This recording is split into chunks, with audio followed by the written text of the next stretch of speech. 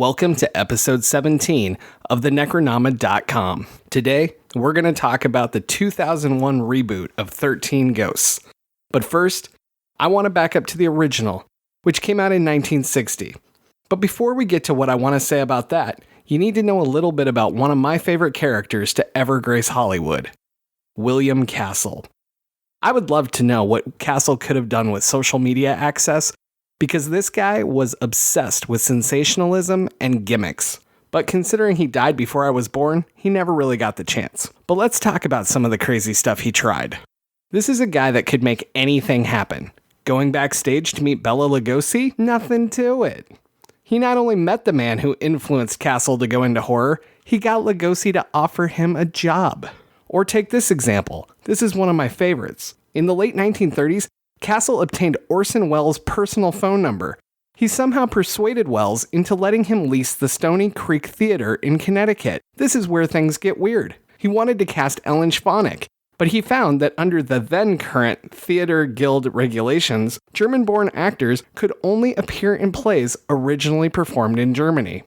Keep in mind, this is right as World War II is kicking off. So Castle claimed that he hired her for the non-existent play, Das ist nicht für Kinder, and then spent the weekend writing the play and having it translated into German. And he pulled it off. But that's still not the craziest part of this story. When Nazi Germany sent Schwanek an invitation to perform in Munich, Castle created a fake telegram that he released to the newspapers, turning down the invitation. Then he promoted the hell out of the girl who supposedly said no to Hitler. To add to his own sensationalism, he vandalized the outside of the theater, again, owned by Orson Welles, and painted swastikas all over the exterior. The play he wrote in only 48 hours enjoyed a very long run of sold-out shows. Castle was quickly recruited to Hollywood, where he enjoyed a string of successful B-movies. He became well known for cranking out films under budget and before deadline. Before long, he graduated to getting to make films independently. Castle wasn't satisfied with just making films. He loved the sensationalism. He lived for it. He couldn't imagine making films without it. He loved to give the audience more than they could get with any other film, and some of his ideas were absolutely bonkers. His first film, Macabre, was financed by mortgaging his home. To drum up an audience, he decided to offer a certificate of life insurance through Lloyd's of London for $1,000. You know, in case the audience should die from fright during the film. He even stationed nurses in the lobbies of the theater, and he parked hearses right outside. Macabre was a huge hit, so other odd ideas followed. During the climax of 1959's House on Haunted Hill, a skeleton rises from a vat of acid and chases one of the characters. So, of course, in select theaters, Castle rigged a skeleton with red glowing eyes to wires that would fly over the audience at the same time that this pivotal moment happened in the film. Later that year, with the release of The Tingler, he went a step further. The Tingler features a creature that attaches itself to the human spinal cord. It's activated by fright and can only be destroyed by screaming. Theater crews attached some military surplus airplane de-icers with vibrating motors to the underside of some seats. As the finale hit and one of the creatures supposedly got loose in the theater itself, the buzzers under the seats were activated, causing audience members to scream in terror. The weirdest one to me was 1961's Homicidal. Homicidal had built-in fright breaks, with a timer overlaying the film's climax. The audience was then given 45 seconds to leave and still get a full refund if they were too frightened to see the remainder of the film. Some people just watched the film a second time and left during the fright break to get their cash back. So then William Castle changed the color of movie tickets per showing. And then he lost his freaking mind. Castle literally built yellow cardboard rooms for theaters. If fright breaks were too much for you, you could do the walk of shame in front of the rest of the audience to go sit in the yellow cardboard with a yellow light shining on you, while they played a recording that said, "Look at the chicken." Somehow this didn't catch on, and we don't still do it today. Then there's the strange case of 1961's Mr. Sardonicus. At one point in the film, Castle appeared on screen to explain the two options the audience could choose from. In one, the villain would be spared. In the other, he would not be. the audience got to choose. Supposedly, no audience ever chose the merciful ending, so that ending was never shown. Clearly, most people don't believe that the other option even existed. So why am I talking about all of this before we discuss 13 Ghosts? Because in 1960, when William Castle produced and directed the original 13 Ghosts film, he filmed it in Illusiono. Most scenes were black and white, but the filmed elements of the actors and the sets, well, everything except the ghosts, had a blue filter applied to the footage, while the ghost elements had a red filter applied and were superimposed over the frame. Audience received viewers with red or blue cellophane filters so that they could then decide if they were brave and wanted to see the ghosts, or if they were wimpy little wimps and wouldn't.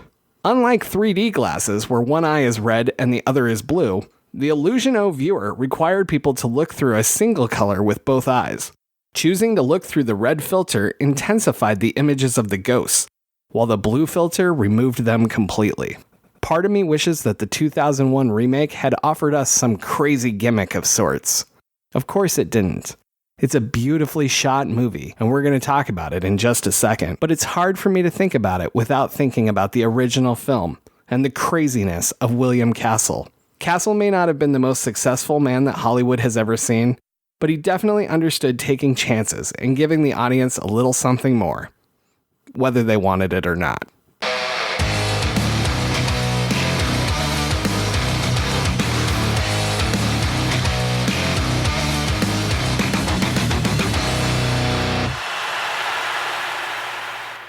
I am James Sabata, horror author, screenwriter, co-host of the podcast you're listening to right now. And one time, Matthew Lillard gave me a high five just for standing in the wrong line. Okay. And I am Don Guillory, author, historian, educator, co-host of this podcast. And I never high-fived Matthew Lillard. You know, it's funny you say that because I'm going to tell you the story. And my buddy that was with me also almost didn't high-five Matthew Lillard. So I'm at Mad Monster Party in Arizona this past July, and Matthew Lillard's one of the guests. Now, I've never been to Mad Monster. First, let me say, it's a fantastic convention, and I love it, and I can't wait to go back this coming year. It's a very small, intimate place. Exhibition hall is maybe 4 rows, and all the big name celebrities are on the outside of this room. Inside the room, but on the outside walls. You can just walk up and talk to people. Kane Hodder's just sitting there, right? So Matthew Lillard has this line for his autographs, and this line goes out the door into the other hallway. Well, so being new and stupid, I think, oh, wow, exhibition hall must be really packed. I guess I should get in line so I can get in there. So I'm standing in line with my buddy Joe, and Joe's staring at his phone, not looking up once. Well, all of a sudden, Matthew Lillard comes out, and he starts high-fiving every single person in line to, hype them up for autographs and stuff. So I see him coming, so, I'm already here. It doesn't matter I'm in the wrong line. He's not checking tickets. So I high-five the guy. He stops, stands there with his hand up like he's Tom Brady getting ignored by his teammates. And Joe doesn't look up from his phone. So Matthew Lillard's just literally standing there with his hand 3 inches from Joe's face. And he just looks at me and shrugs, and then he just leaves. And so, yeah, so I make fun of Joe for this all the time. You're welcome, Joe. So there you go. That's my Matthew Lillard story. Although, let me add, I got my picture taken with Billy from Gremlins, and he had a little gizmo with him, right? Well, he was at the table next to Matthew Lillard. So while I was getting my picture with Gizmo, Matthew Lillard is providing commentary the whole time. And he's like, "You're taking a picture with an ugly dog that needs a bath." And it was the strangest shit ever. There you go.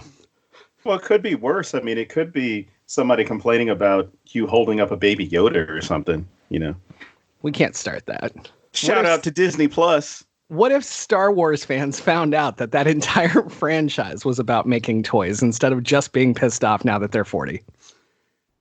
Anyway. You know who should have made toys? 13 Ghosts. They had some really great concept characters that would have made fantastic toys, for 6-year-olds. Who doesn't want a Juggernaut toy? Well, I was going to say 6-year-olds who are probably going to be in therapy for the rest of their lives. I'm going to be in therapy for the rest of my life from watching this movie. All right. So, but for different reasons. No, let's jump into this. So I actually want to go directly to your favorite part of the DVDs. So really fast, let me say, director Steve Beck spent the time making backstories for each of these ghosts. And they're apparently amazing backstories. I'm going to let you talk about that in a second because you've seen it and I haven't. But then he said, hey, this is the most fantastic stuff we have in this script. Let's not add it. and I was left with the movie I was forced to watch instead. So why don't you tell us about the DVD? All right.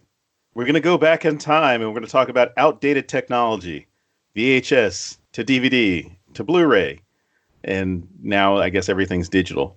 But yeah, when this movie came out in 2001, the big thing when DVDs were coming out were the extra features, whether it was director's cut or commentary or the behind the scenes. And then every now and then you get a movie where they gave you some deep information that pertained to the movie.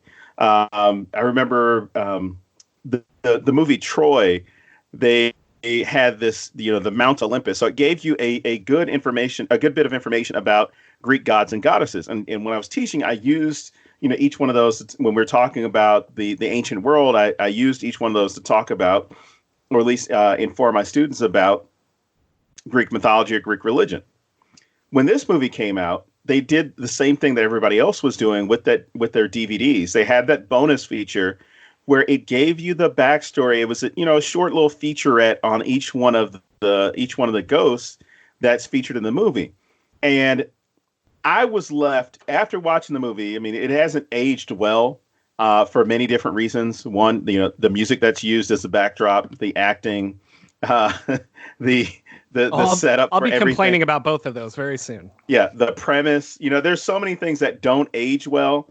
Even the twist. The twists don't even age well. It's kind of like, yeah, that's stupid. That makes no sense. And we'll get into that. But this DVD featured something that was really cool, and it was the backstories of each one of these ghosts, which would have made for a better film if the backstories had been included, as opposed to, we found the Black Zodiac and it has 13 characters and here are the names. And then they flash over each one. So it's kind of like, okay, well, this one's this guy, this one's that woman, this one's this. And they're kind of like, what the fuck are the ghosts doing? Like, what happened to them? I love how they're crazy ass names that don't tell you anything. Like even Angry Princess, which is one of the most straightforward ones. It's still like, okay. But then they have like crazy shit like Juggernaut and fucking the Withered Lover. Hammer. Yeah, like what? But all these things I'm watching, and from a historical perspective, you can look at some of them, get an idea of like, okay, well, this is how this guy died. This is what happened. The Torn Prince. I'm like, okay, well, he's supposed to be the 1950s, so he's probably racing somebody, and probably had a car accident. The Angry Princess. It's obvious that she's had plastic surgery because they really exaggerate with certain aspects or certain features with her, but she kills herself because she's not happy with who she is. But each one of these stories gives you an indication of who the ghost is, how they died, and whether or not they're not a threat, which is a cool thing to include because in a lot of these movies, there's that trying to understand whether we're talking about The Conjuring or Insidious, things like that, trying to figure out if the ghost is good or bad. Is this going to be something that's going to harm somebody? Are they benevolent or malignant? So the first one I guess we can start with is the firstborn son, and really not that much time to spend with it. It's the little kid who's running around. He's got an arrow in his head. It was really just one of these things from playing cowboys and Indians. Even think about it now, it's a weird fucking game to play because you're automatically trying to assign the Indians as the bad guys just from the premise of it. And also the way that, the old Westerns portray the cowboys and the Indians. One is good, one is bad.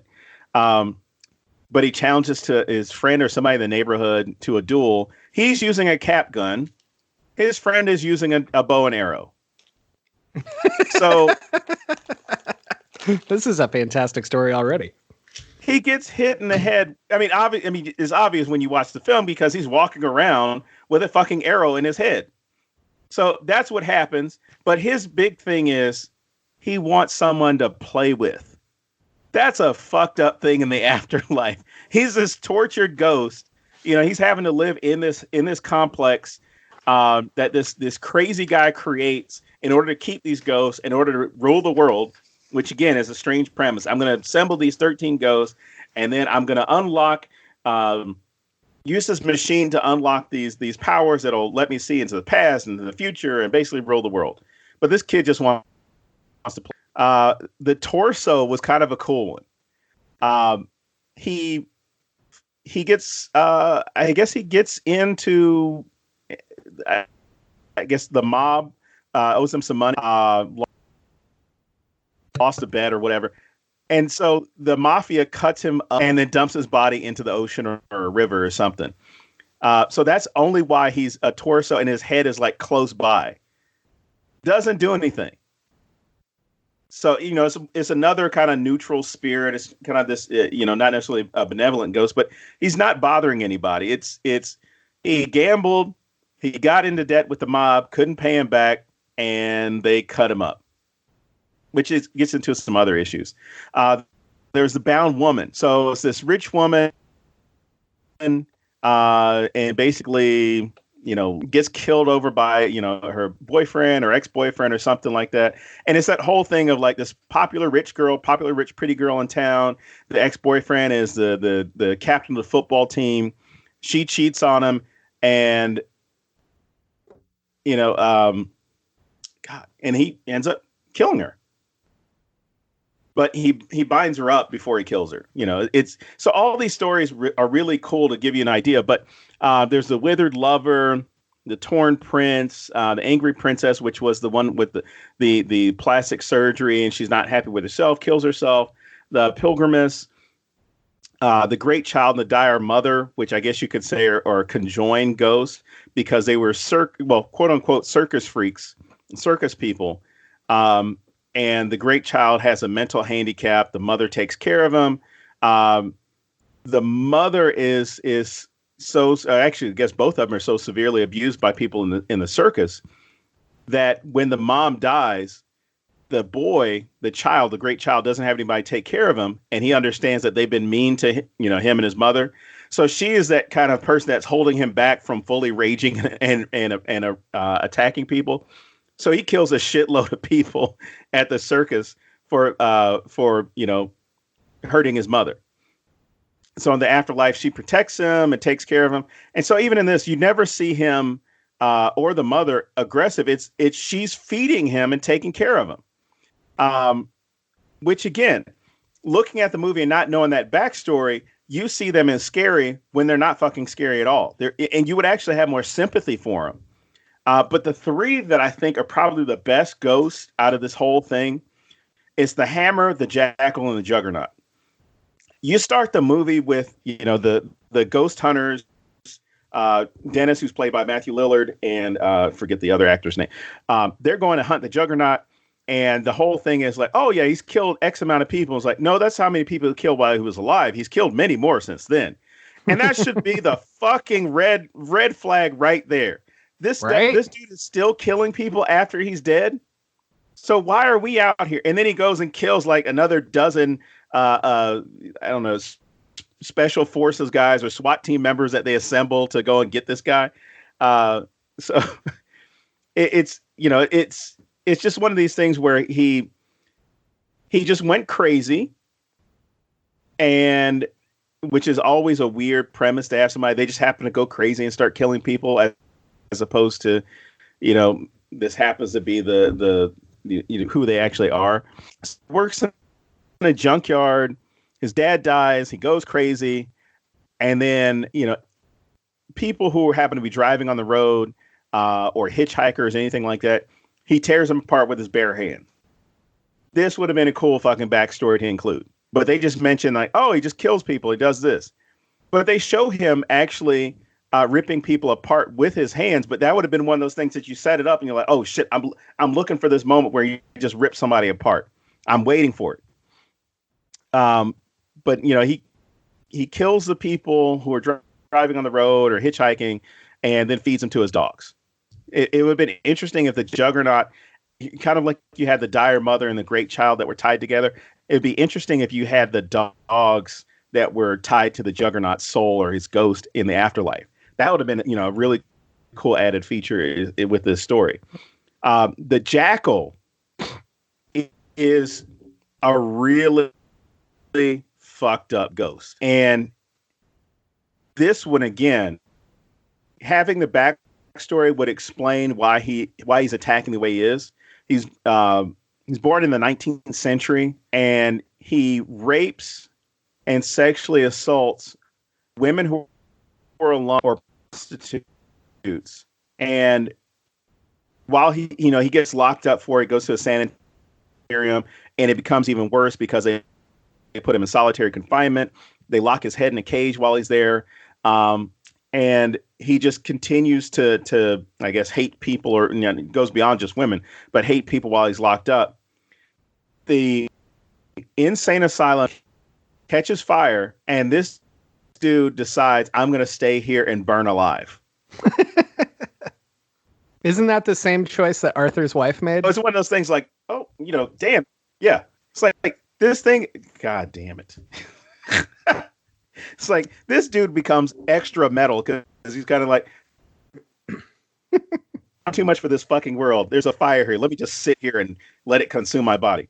But the one that really stood out to me out of these three, and I guess out of all 13, is the Hammer. Because when I first saw it, my thought was, this motherfucker was lynched. Like, straight up and down, this dude was lynched because of the violence that you see on his body. Because he has all these railroad spikes nailed into him. So, it goes back to that story of John Henry, the steel driving man. I don't know how many of you have read that story or heard that story growing up. I think The Rock is going to be doing a live action version of that movie, or live action movie version of that story. I did not know that. I think they announced it maybe earlier in the year or last year. I don't know how far they've gone as far as into production, but that was what was discussed, because I remember the whole thing was not necessarily that The Rock wasn't black, but the discussion was it should be a darker skinned man doing it, as opposed to The Rock. But so I just pulled this up, not to completely kill your story here for a second, but not only is The Rock doing it, but Terry Crews is also doing a John Henry movie, and the two are going to come out at similar times. So that's interesting. And you know what? That's what it came down to, was people were saying Terry Crews should do it because he would more fit the mold of the story or the legend. I mean, it would be like getting it would come down to getting Braun Strowman or Thor Odinson, not Thor Odinson. Holy shit, that goes into Marvel. The guy who played the Mountain in Game of Thrones. I think his last name is Thorson or something. To play John Henry. Which one would do it better? They could both do a good job, but which one looks more the part? I think Braun would look more the part because of the beard and everything.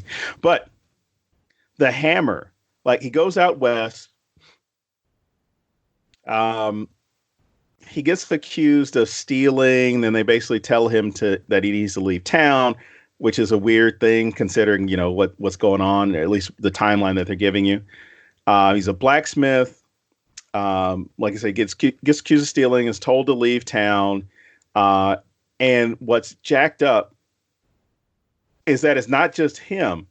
His entire family gets lynched.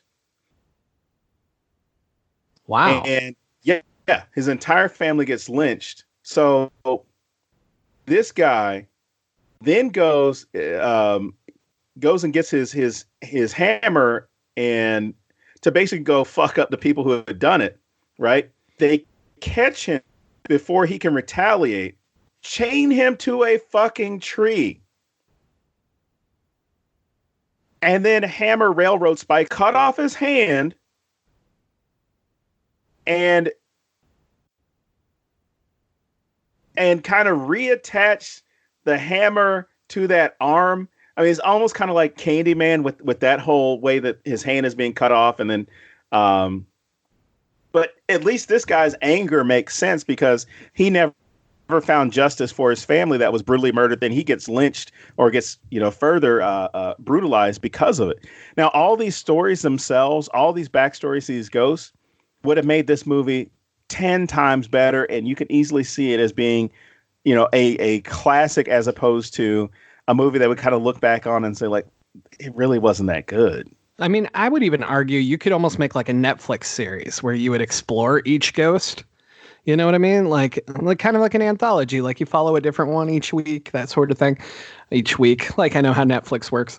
But but no, like there's nothing horrifying to me. Like you were saying like, oh, it doesn't hold up. People thought it was scary. I don't see how anyone ever thought this was scary.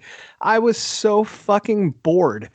Like the only scene that I thought was a good horror scene in this movie was when Shannon Elizabeth goes over to the bathtub and turns it on. And we get her perception of this room, this pristine, beautiful, overdone bathroom. And then we have the angry princess covered in blood in her perception of the room, where the room is like some fucking people exploded in there or some shit, because there's just blood everywhere. Mm-hmm. And the way it went back and forth, and then she's like slowly reaching for Shannon Elizabeth, like that was the one real horror scene in this movie to me. And all of the rest was just shit on by the crappy ass attempts at humor. And I love humor in horror. Like, I mean, I do a fucking panel on it, but like, it does not work at all in this movie for me. You have these crappy lines like, well, that wasn't in the job description. Or when the lawyer gets cut in half and then Rod Digger's like, did the lawyer split? And it's like, it's such an unnecessary line. It doesn't push the plot. It just pulls me out of it. And it's not like somebody commenting on the situation to try to use their humor as a coping mechanism.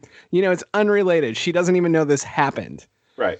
And I'm sorry, but once they split up and they can't see each other in this room of glass, in this house of glass, I might add, like, why does she assume that the lawyer left just because she can't see him at this point?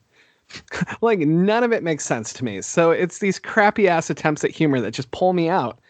And it ruined everything for me. Like, even the jump scares, like, they didn't do anything for me because everything was so forced that I felt nothing for it. And it made me hate everybody involved a little bit, except Matthew Lillard, because I love him. And you have your high five. High five. All right, let's go to the premise. We got to do that. Let's start at the beginning. I guess the beginning with the credit run, because I already talked about the idea of the Juggernaut showing up, which, I mean, whole. Oh, let me back up. Okay. The beginning is fantastic. Like, if the whole movie was like that, I would love this film. So I want to retract saying that there's one horror scene, because that intro is great. And that's what it should have been like. All right, there we go. All right.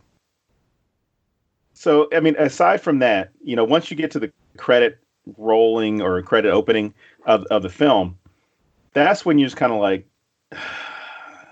you started pulling me out of this shit, because you're now making me see this happy family. And then you have the audio that goes over, and you have the changing landscape of this house that goes from this nice, peaceful home to being marked up being destroyed by fire.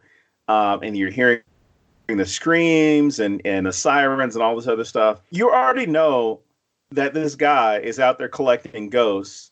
And then you get pulled into this family who had just lost their mother from a fire or due to fire. And it wouldn't dawn on you to think, okay, I'm watching this movie. These motherfuckers are going to end up having to see their mom at one point because she's dead. This guy's collecting ghosts. Even if you are thinking like, well, he might be dead. he's the ghosts are somewhere. And what gets me about this is I read the backstory for these ghosts, right? But like I said, I didn't see the DVD, so I wanted to let you talk about it. But Jean's death is fantastic, and I wish they would have shown it. It's her and Arthur, and they're sleeping in front of the fireplace, having this romantic night, and a log rolls out of the fireplace, and that's what sets everything on fire. It rolls over and it catches the Christmas tree, and the Christmas tree goes up in flames. And then Arthur has to save the kids, and he thinks that she'll make it out. It's okay, and she doesn't. And so he has all this guilt, and oh my God, what a great fucking scene that would be if anyone had thought to shoot it. But no, as opposed to just doing the, I guess the obligatory, 360 camera roll where we're just looking at this house and seeing how it changes. Let's flash some lights on the wall and have people scream in an overdub. Like, holy shit, way to kill any sympathy I would have for your characters. On that note, let me say I had more sympathy for Shannon Elizabeth characters in Jay and Silent Bob Strike Back than I do in this fucking film. So there. But no, like, really, why in the fuck did they not shoot any of this great material that they had? I don't get it. Anyway, continue. Fear of going over budget or something? I don't know. Did they use any of the budget? No, just on the glass. Oh my gosh. Okay. So you and I were talking earlier about this idea with the premise and how they're so in debt, how I guess Arthur and his family are so in debt because of losing the house in the fire, losing the mom, and I guess potentially losing her income as well, because they're like so in debt because of everything that's gone on. And he's continuing to work and complaining about bills and struggling and all this other stuff. I'm assuming they're living like in a 2-bedroom apartment. Hey, you know what a great expense would be to kill? I don't know, James. What would that be? What would be one thing that you probably wouldn't take on if you have an adult along with you? Oh my God. As well as an underage son. Let me just read directly from my notes because I like this line so much. Arthur has a fucking babysitter when he's having trouble paying his bills. So this evil looking lawyer dude shows up and he's all like, hey, you get a house. And Arthur thinks, wow, nothing weird about that. Let's just move. Come on, kids. Don't bring any of your stuff. Just the clothes on your back and our weird ass 24-hour-a-day babysitter that I'm clearly not sexually involved with because she seems to fucking hate me. Why the fuck do they have a babysitter when Shannon Elizabeth could have been babysitting for like 8 years at this point? It's fucking nuts. Yeah, it's one of those things that, and I remember Samuel Jackson at the time complaining, for those of you who aren't old enough to remember the Flip Mode Squad, Rod Digga, the nanny in this movie, is a hip hop artist. But I remember around this time, Samuel Jackson caught some flack for basically saying what a lot of people were thinking, or at least a good amount of people were thinking. Why are all these hip hop artists and musicians who have never acted in a fucking day in their life all of a sudden getting roles in Hollywood? And, he caught heat for it because I think he was doing a movie and Eve happened to be in the same movie as him. I think Ice Cube had a couple. Well, at that time, Ice Cube had a few movies under his belt, but it was just this I guess this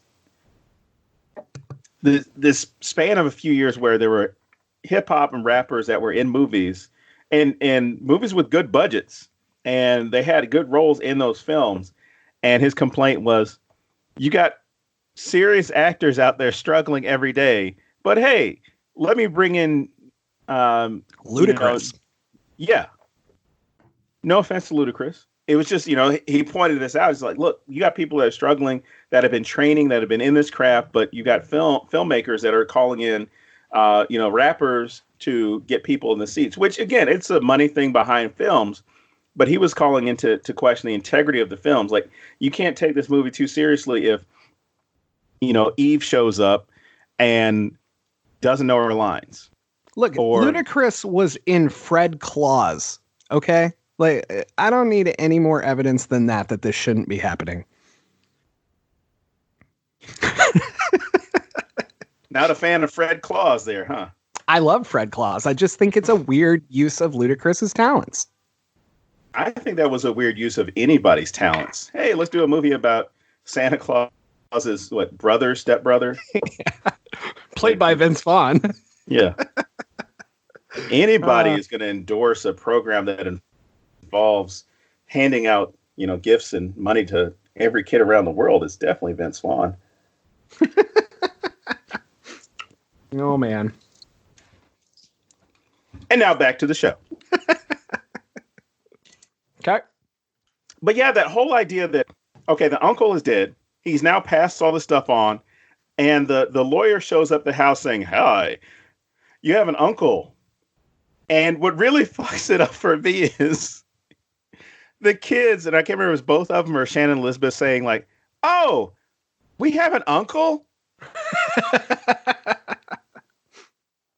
Like, it's just one of those things where it's like, we have an Uncle Cyrus?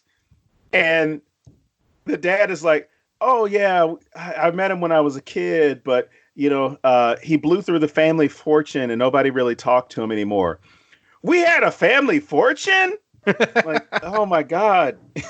like that whole interaction that's taking place is hilarious because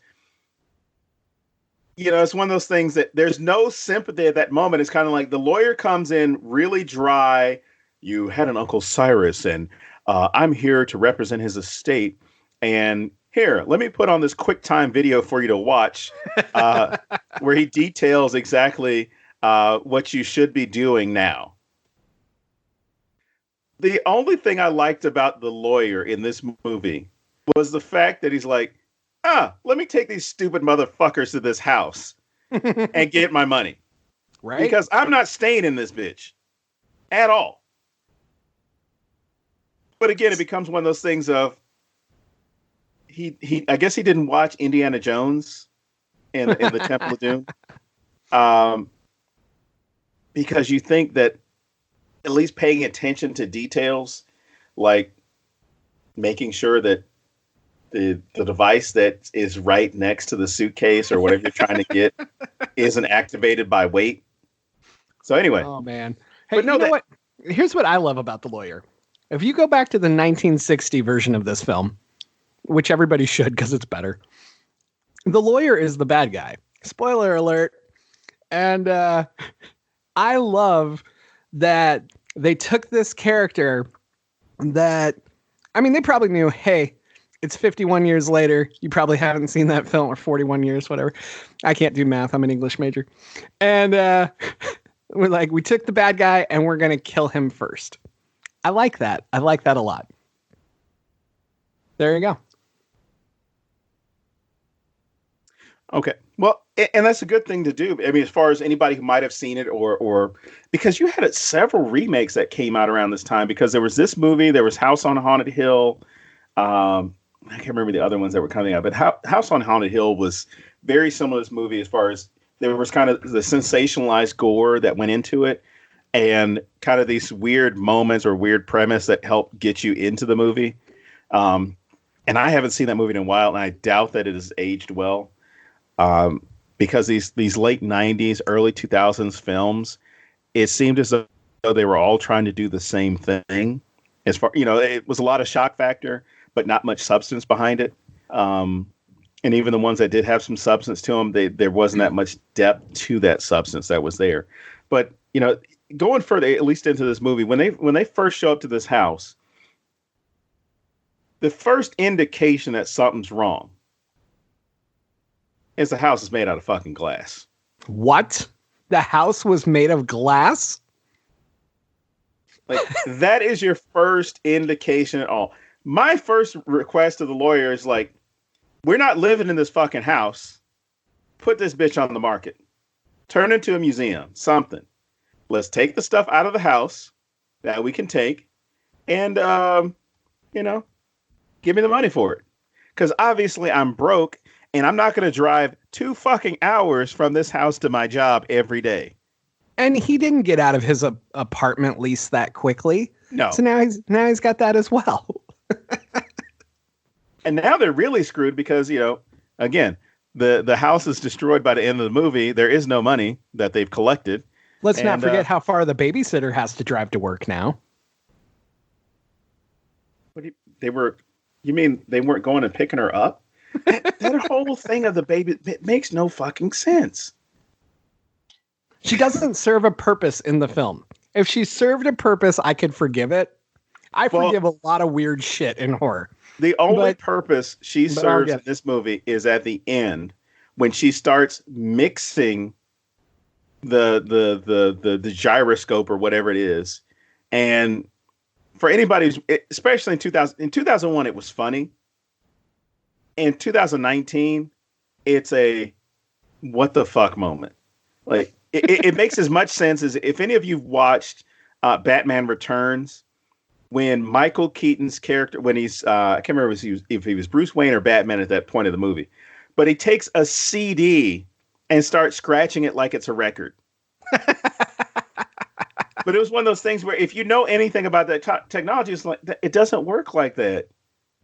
It doesn't work like that at all. But yeah, just all these great things in this film. It was Bruce Wayne. I just looked it up. Okay. Because I needed to know. Yeah, it was just such an awkward moment. But yeah, all the things that come up in this movie, from the moment that they get there, it's just this parade of nope, nope, nope, nope, nope. And the fact that the lawyer is so in on this, but not in on this at the same time, because it's clear that he thinks that Cyrus is dead. Which, again, is weird because someone would have to confirm that Cyrus is dead in order for his property to be transferred. So I'm on the fence as to whether or not the lawyer thinks he's dead or not. He has to because he's going to steal the money, and you wouldn't steal the money if you thought Cyrus was alive in the house. Spoiler alert. But I'm just thinking, like, if he thinks that he's dead, why fucking go and tell anybody first? Go get the money and then go tell them. I mean, oh my God, that's a great point. You're obviously a dirty fucking lawyer. Go get the money. Oh my God. And go tell them and say, oh yeah, you, as of right now, you have access to all of his assets. Which definitely doesn't include a briefcase full of money. Not at all. But yeah, they go in the house, start exploring, and what's really cool about this, as far as exploring the house, is, it's the idea that they all start looking for rooms, and Maggie, I think that was what her name was in the movie. Maggie starts looking for a bedroom, and Shannon Elizabeth. That's Shannon Elizabeth Kathy. starts looking. Kathy. No. It's like they all start looking for a room. But Shannon Elizabeth's character, Kathy, she's like, oh, I'll be able to have my own room, my own bathroom. And Maggie's already like, fuck it, I'm moving in here too. Oh, yeah, the babysitter, yes. Yeah. I forgot her name, sorry. That's all right. But yeah, all these people in this house now. And it's funny because at this moment, the lawyer should say, all right, here are the keys. Enjoy your life. If you need anything, call me. Wait, no, hang on. I got a question for you. So I'm going to go stereotyping because I enjoy doing so with you. Oh, shit. Give me the rundown of the black nanny going into this house and seeing all these red flags. And instead, her response is, I'm going to find me a room. No, I think her first response was, Maggie don't do windows. And I'm thinking, yeah, that's true. And I actually hung my head when I rewatched this movie. I was like, oh my God. That's like such. The line itself wasn't funny. Nope. And then second of all, it was almost one of those things of, hey, it'd be funny in this movie. We need some diversity. So let's have a black nanny. And I was thinking like this this is not good. So the two black people that you have in the movie, one has been lynched and is angry, And the other one works for white people. The other one is a nanny. Yep. So it's one of those things where I look at them like, well, I can't fault them too much, but it's one of those things of sometimes, people who are making movies fall back into certain traps because they wanted a celebrity in that role, at least someone who was somewhat prominent at the time, and that's who they had in Rod Digger. So I don't know, if they had gotten, let's just say somebody who's associated with like Busta Rhymes. He happens to be the groundskeeper or something. There has to be some reason why they're there. So I can't fault them at all for it because they're not part of the family. I mean, it would have been really cool if Maggie was. It would have been actually cooler and easier to explain if Maggie was Arthur's girlfriend. Absolutely, it would make so much more sense. Or his new wife, It's like, they met each other while they were in therapy because she lost her husband. He lost his wife. They fell in love with each other. Shannon Elizabeth's character is cool with Maggie because Maggie helped her dad get through losing his wife.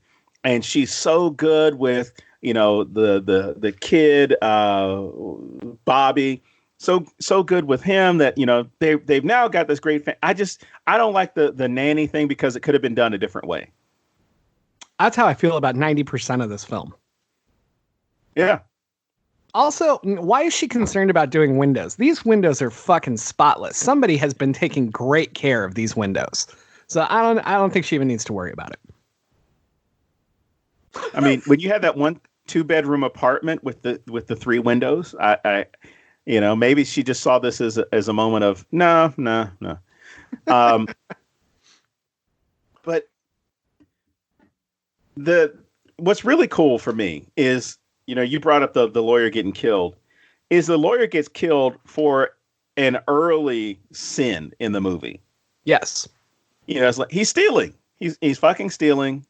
And, you talk about the Black Zodiac, you have, the religious connotations in this film as well. They make that, hey, don't anybody throw any stones in here comment about the glass house.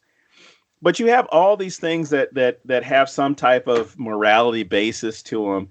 And he steals the fucking money and then gets caught in between the 2 pieces of glass because, he starts fucking with the ghosts.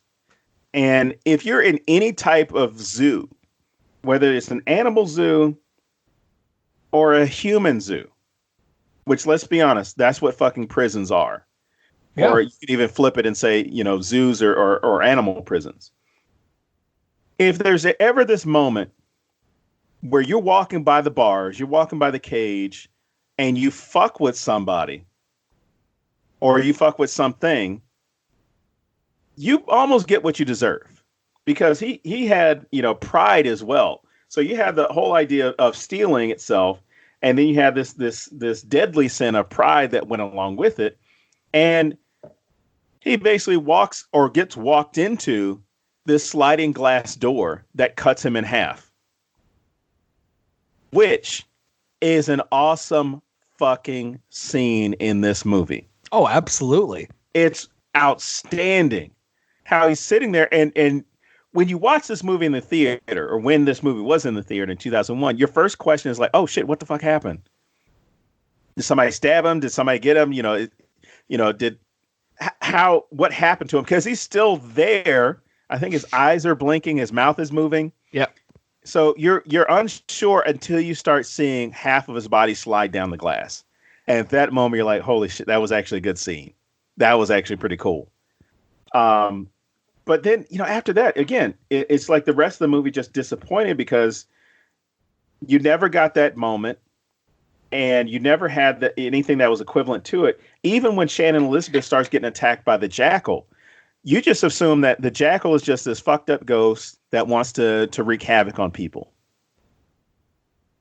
Meanwhile, what his backstory is, he likes attacking women. He's a violent sexual assaulter. And did he die by committing suicide in prison? Well, I mean, I guess because and by suicide, I mean, you know. well, the building catches on fire, and I mean, he didn't kill himself. The fire did. I know. I know where you were going with that one. I have no idea. We what really don't know because the cameras didn't kill himself. We don't know because the cameras weren't on. So anyway, continue. But even that idea of not being safe, which is really kind of one of the underlying things that's here. Their mom dies in the house because of a fire. They're financially insecure because of all the debt. Then they have this moment where things are turning around. They are never safe and they're never free. So this family is going to be, gets confined in the house, and I'm including Maggie as part of the family. This family gets confined in this house, and they're confined almost in the same way as the ghosts are in the basement. And those ghosts themselves are just attached to this house, can't leave because of, whatever scientific measures that Uncle Cyrus has taken to keep them there, along with, the spells on the glass and all that stuff. But for me, watching this, it really calls into question why it would be done this way, to have the family being trapped, and they're trapped by the physical barriers, and the ghosts being trapped by the spiritual or metaphysical barriers. Because otherwise they could go through the house wherever the hell they wanted to, just by the fact that if you don't have the spells on those doors or on those walls, they're not going to be stopped.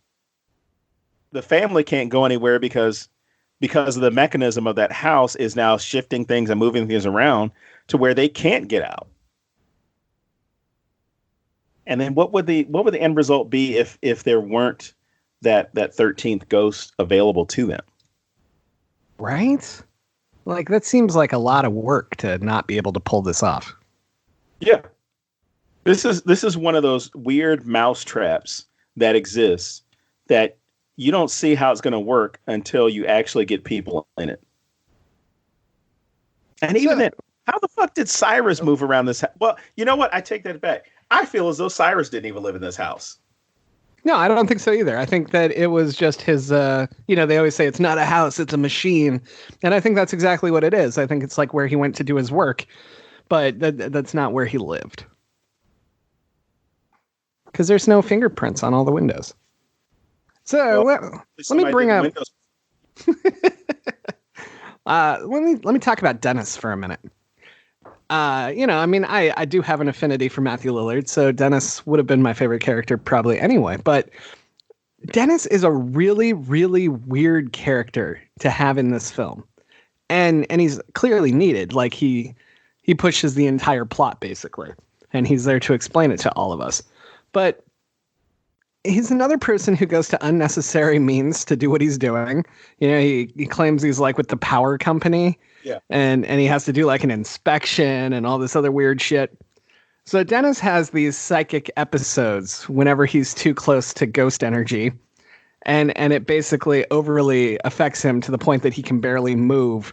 And he's in a lot of pain every time it happens. And that's when he can see the ghosts even without the goggles and that kind of shit.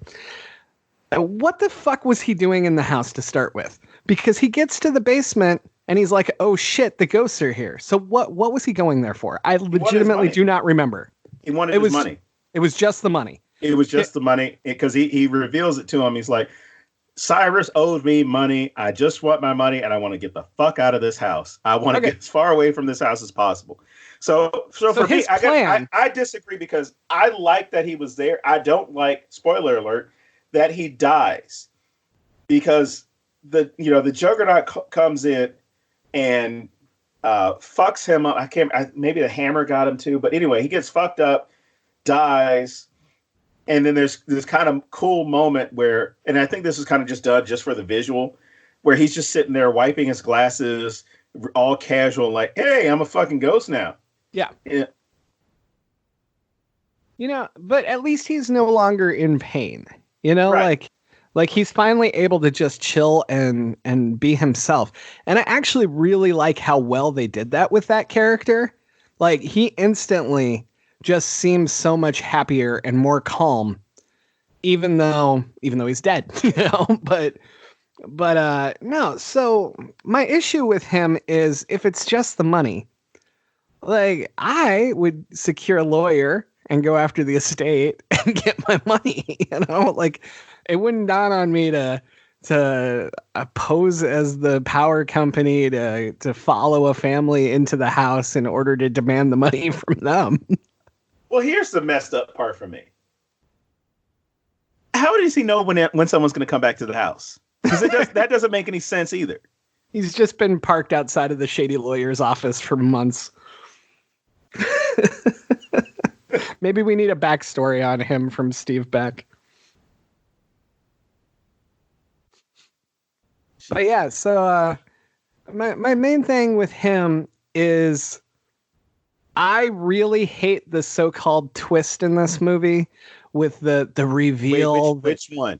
The one where you find out like that Arthur's wife is there, when she's like, oh yeah, that's true. The big twist is way better. But like when the woman's doing the whole, did you tell him? Does he know? And Matthew Lillard's character's freaking out. And he's like, no, don't tell him. Oh my God. Like, it's so shitty. It's so fucking shitty. Mm-hmm.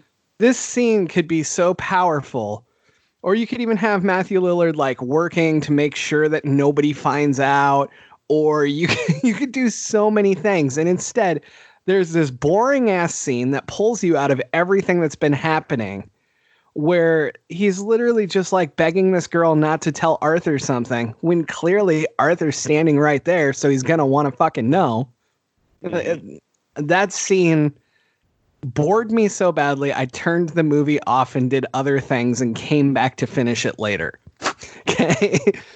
And so then I'm like reading about it online and people are like, oh man, the reveal when Arthur finds out. And I was like, are you fucking kidding me? Like, you thought that was great? Holy shit. Like, I don't know, man. That really ruined the movie for me more than probably any other part of it. But yeah, that whole thing, it's not a secret that, especially when they talk about, or at least when you first see her or first hear that voice and she's saying, Bobby, don't come back here. Bob, I'm like, who the fuck else knows that he's Bobby? The ghosts don't know your names. So as soon as I hear that voice saying, Bobby, get away from here. Don't come back here, Bobby. As opposed to, hey, come here, little boy. It as far as the ghost fucking with you and trying to draw you in, the ghost is trying to protect you. Typically, who's the person that's trying to protect you in your life when you're a child? Typically, it's your mom. I mean, with in that situation, it's going to be your mom. It's going to be a parent. His dad is alive, so it's not going to be his dad down there saying like, Bobby, come back upstairs.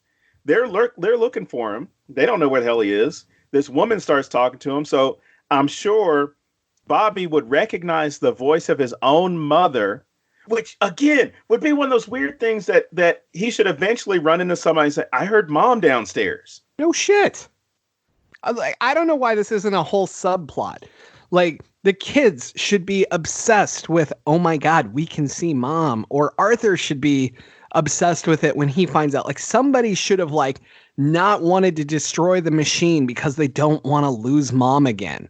Like, that's so powerful and could be so great. Like, you could make the kids literally fuck stuff up so that you can't stop the ghosts because they're obsessed with keeping mom. And instead, once again, everyone involved in making this film went, hey, that's a great idea. We can't use that. So we get Bobby. And then the kids all like, oh my God, it's my mom. And then nothing.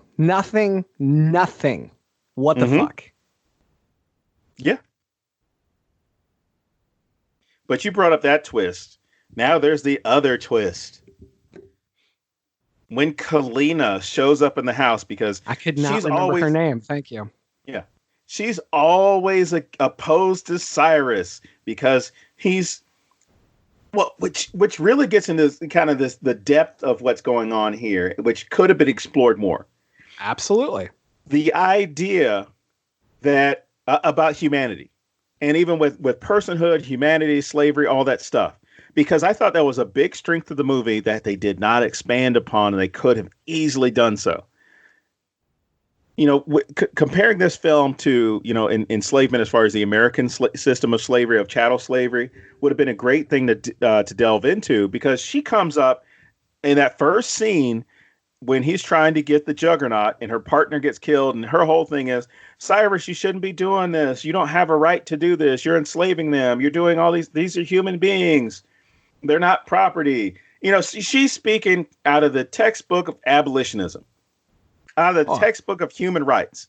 Yes. And he gives her some reply like, oh, well, they're not humans anymore. They're dead. They're, just trying to argue how they're not people, how they're not entitled to the peace of their own afterlife. Even if because he's not going after the juggernaut because, oh, I need to stop this guy from hurting people. He's going after the juggernaut because he wants to put him in his collection. So when you see this early on in the film, it's not one of those things that you can look at the humanity or even empathize with the ghosts themselves, because the ghost that you see at the beginning is violent, extremely violent. He starts killing all these people that Cyrus is paid to help him collect ghosts, and it runs counter to what this woman is arguing, or what Kalina is arguing, saying like, hey, we shouldn't be doing this. This is wrong. There's no way we should be involved in this. This is so wrong. Stop doing this, Cyrus. You're enslaving them, and you're doing, whatever else that she uses her excuse. It's like the Greenpeace of ghosts is what she basically is.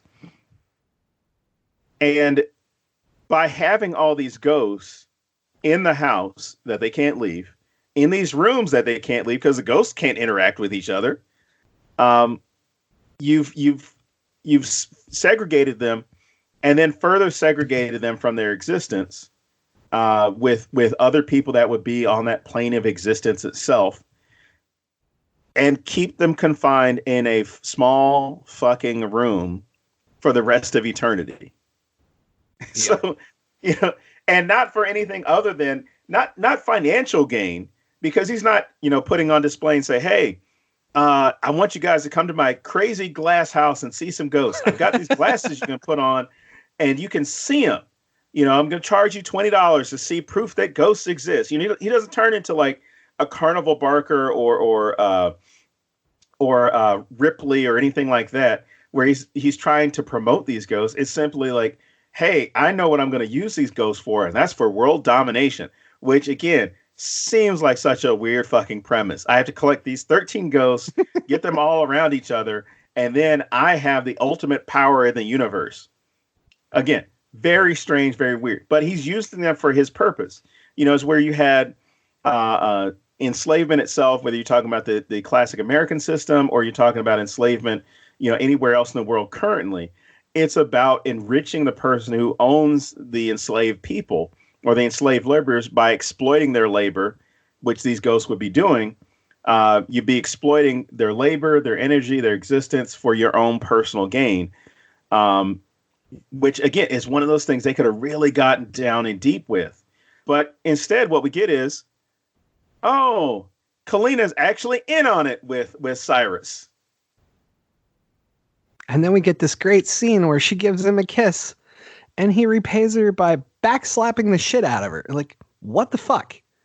Like, I get that it's a power move, but there's not enough build there. Like, there's no connection,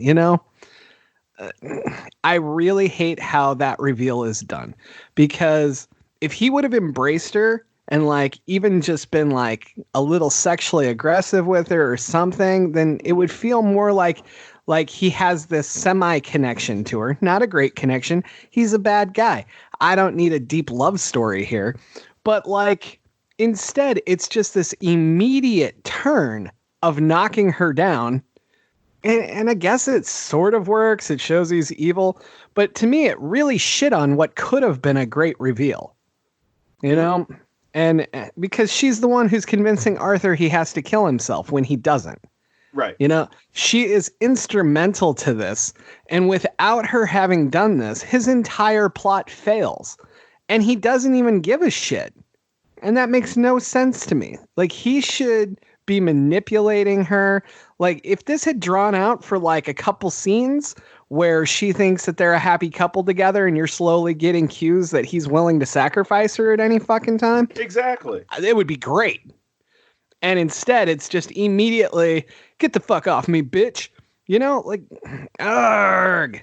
It just feels like it, it was 90 minutes. 90 minutes was for the film. And it almost as if, okay, we've got all this good stuff we could put in, but it's going to take us over 90 minutes.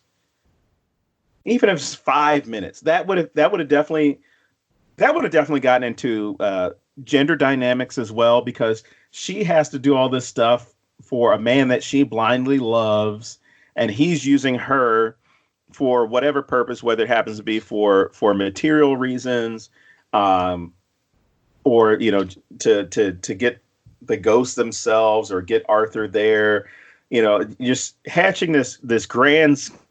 Here's a fucking thought, man. You don't even have to fake your own death. Like, call your nephew and be like, hey, you want to go live in my house? I'm getting old and I can't take care of it anymore. Right. Hey, I heard you guys are on some having some rough time financially. Oh yeah, I read in the paper that your wife died. I was thinking about you. I've been traveling a lot, so I haven't had a chance to contact. Like, that would have made so much better, as opposed to, oh my gosh, Uncle Cyrus is still alive, but he hasn't changed his fucking clothes since the Juggernaut incident. Like, it would, I mean, it was a cool get when you think that he is a ghost. So I get kind of the visual aspect of him still having the bloody clothes on, and wherever he faked being, knifed in the neck or having his throat slit or whatever it was. But it makes for that cool visual where he's right there and somebody's wearing, I can't remember who was wearing the glasses, but they see him and like, oh shit, he's a ghost. I haven't seen anybody. And then he just kind of disappears. But then when they can see him without the glasses, like, oh shit, he's actually alive. All right. This makes complete sense. Why haven't you changed your clothes, Uncle Cyrus? And that's the thing. It's not like they were there. They didn't see what he was wearing. And he's not expecting Dennis, so he didn't go through all this trouble to wear the same thing just for him. So it doesn't add up. It's solely to screw with the audience watching it. And no one would fucking care, man. He could show up in any outfit and we'd still be like, oh shit, there's Cyrus, Yeah. Exactly. And again, it's one of those things that there were so many social and cultural conversations that could have taken place within this film. And it's missed because there's this emphasis on, hey, we got a cool twist. But you know what? We're not just going to have that twist. We're going to have two more. And it's really not going to make that much of sense. And then we're really not going to explain many things, because when the movie ends, it's just the ghost walking out of the fucking house. There's no epilogue. There's no, hey, Arthur and his family actually, were able to sell the house or sell all the artifacts in the house and make money off of it and get out of debt. It's just kind of like, go back to your shitty life and your 2-bedroom apartment. Well, they couldn't sell it anyway because they blow up all the glass walls.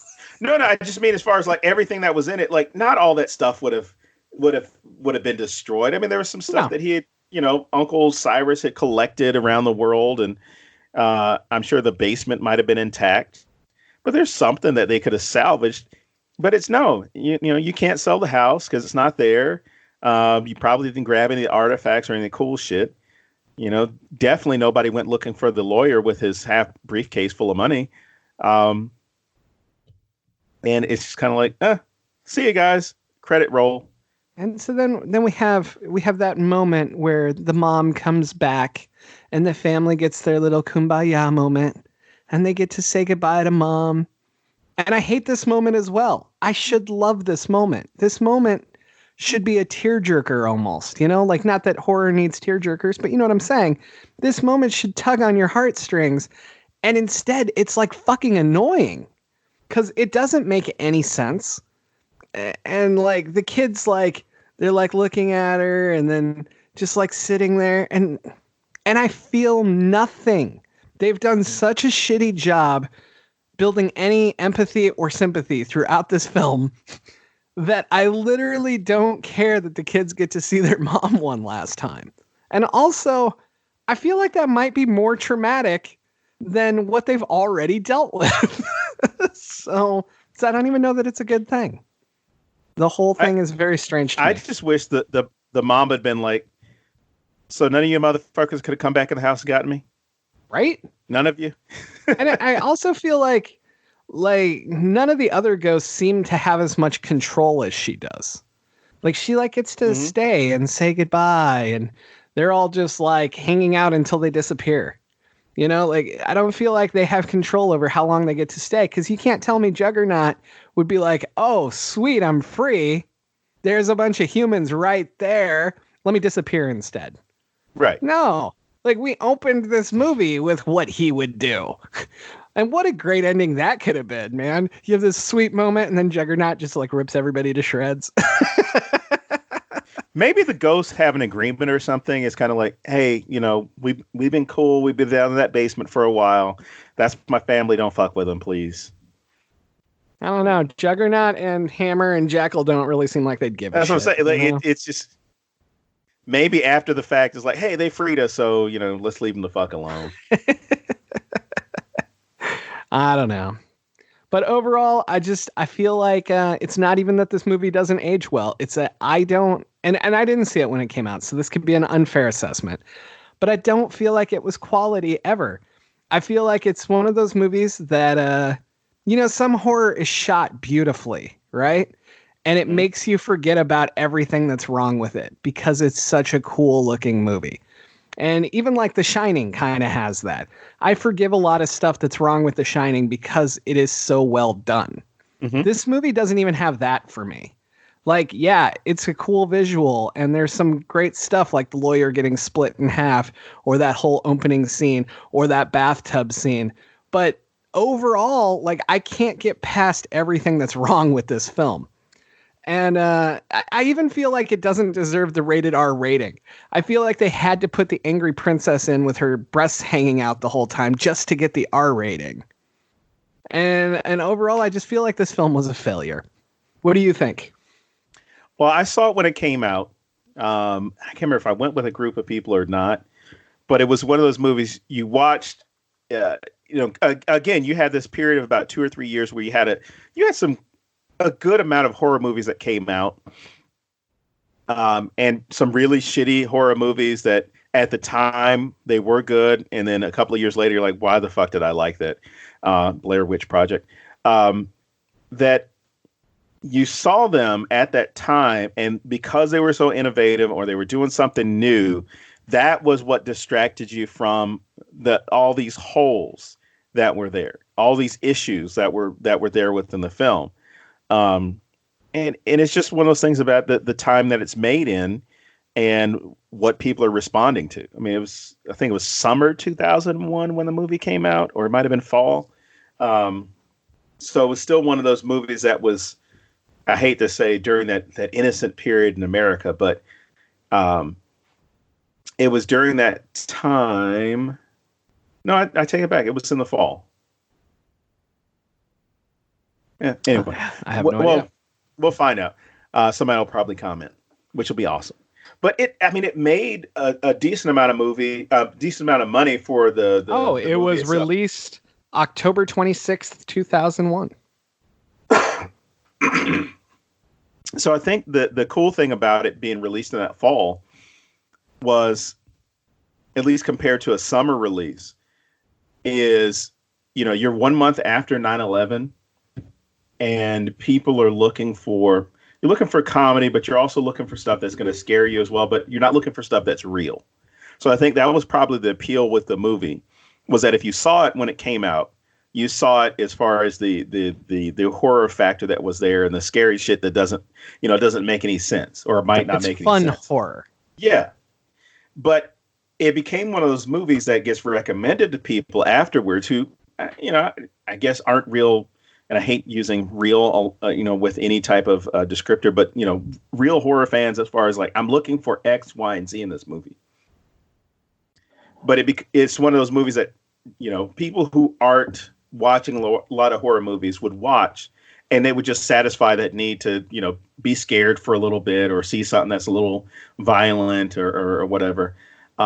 Whereas a lot of the stuff, especially with the lawyer scene where he splits, my typical reaction is, "Oh shit," or I start laughing. There are very few times when there's a jump in a movie where it gets me. And this is one of those movies where there's very few times where there's a jump or anything that would really get me. But it made me think about the ghost itself, because I ended up giving more shit about the ghost than I did about any of the people that were alive in the movie. Did you have that before you watched the extras on the DVD? Yeah, but it was just for like 3 of them. And it was, okay, who the fuck is it? Like, why is this box on this dude's head? He's obviously wearing oh shit, I forgot the name of the straight jacket. He's wearing a straight jacket, and then the hammer had all these nails in him. I'm like, what the fuck happened to these people? But then there were other people that once I saw the background, I was like, oh, okay, well, that person's not that scary. That person's not that scary. Okay, this is some fucked up stuff that happened to them. But I cared more about the ghost when I was watching this movie than I did about any of the people that were living in the movie. And, it had to deal with the way the story was being told. And in all honesty, the story wasn't about the people in the house. The story should have been about the ghosts themselves, because that's where the energy is spent. And it's spent on, these ghosts are being confined, they're being controlled. Exactly what are their stories? What are they going to add to this overall story? What can they tell us? And I think the problem is that didn't fully mature to a moment where we could explore it in greater depth. Yeah, that makes a lot of sense. I hadn't considered the 9/11 thing. And I think that that's one of those points where context is really important. Like, we talk a lot about how something like 9/11 often leads to the creation of movies like Saw, where it goes extremely, like the pendulum just swings to this really dark, crazy fucking place. Mm-hmm. And clearly that's not going to happen a month later. You need time to make movies and everything else. And as you're saying that, while I feel like I still hate this movie, I totally get how this movie might have been exactly the right thing at the right time for people that saw it at that point. And I think that's such a cool context. So thank you for adding that. Oh, that's what I'm here for. All right. So I have nothing left to say. Do you? I am good. All right. So next week, we're going to come back with a murder mystery. And I'm going to once again claim that something's horror and fight for it. We are going to look at Knives Out. And whoa. I thought we were doing Frozen. No, not yet. That's a murder mystery. That's our big secret. Jeez. And so Knives Out. I'm so excited about this film.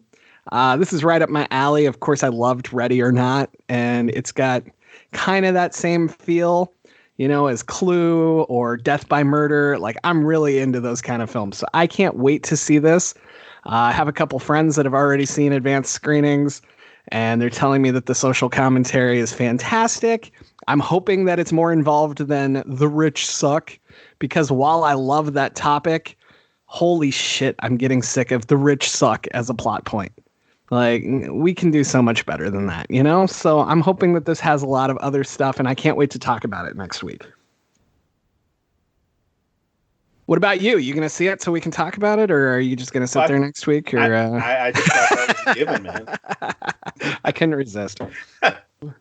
I am a little worried.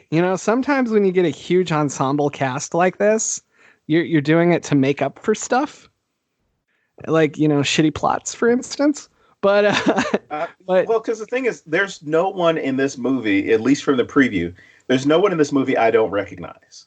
Yeah. So I mean, that's normally my concern is when you have a movie that has an all-star cast itself, or it's heavily marketed.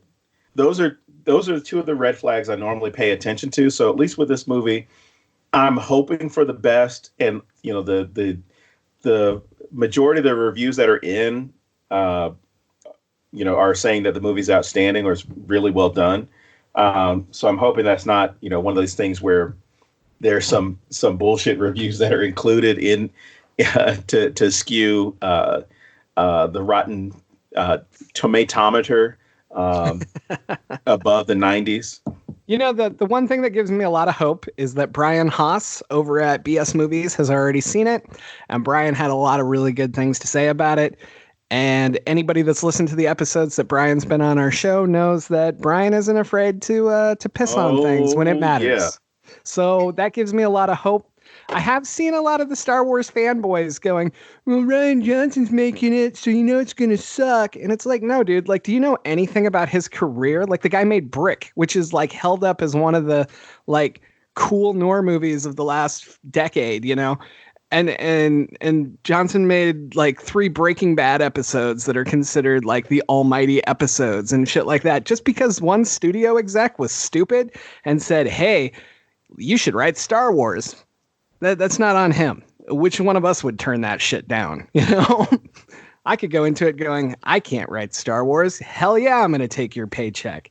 So I'm really hoping people can get past that and go see this movie, because if nothing else, I want this movie to do really well in theaters so that Hollywood gives me more movies like this. Yeah, that would be good. I mean, the movies that have a good script, good plot, a lot of depth to them, as opposed to some of the stinkers that have been put out. And I'm not talking about the stinkers that the fanboys claim aren't any good. And just to end on a super great note, before I see Knives Out, I get to go to Frozen 2 on Tuesday. Yay! My 4-year-old will be excited, and I'll be there. Spoiler alert: Elsa can still use her ice power, or whatever the hell they're called. I don't know. I wasn't paying attention. And on that note, as always, I am James Sabata. And I'm Don Guillory. We will see you next week.